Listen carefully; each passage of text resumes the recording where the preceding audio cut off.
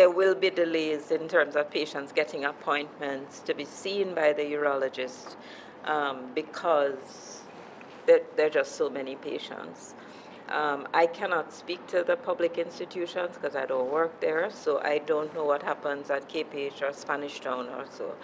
But just to give you an example, Spanish Town has only just had a urologist, right? And it's a one-man service. There's a consultant and there are medical officers. I think they may have gotten one person who is training to be a urologist to add to the service. But, you know, that urologist is operating at 7 o'clock in the night.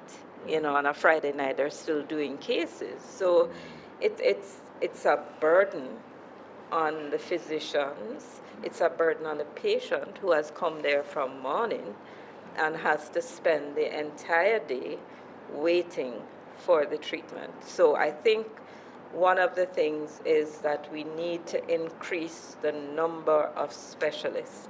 We are training specialists, but they have no jobs, right? They want to hire them at levels below consultant level, and that's unsatisfactory. Would you believe that the entire southwestern part of the island that has a population of over 790,000 people only has one urologist at Mandeville Hospital? And that has not changed. The university has been training urologists. We have been turning out urologists.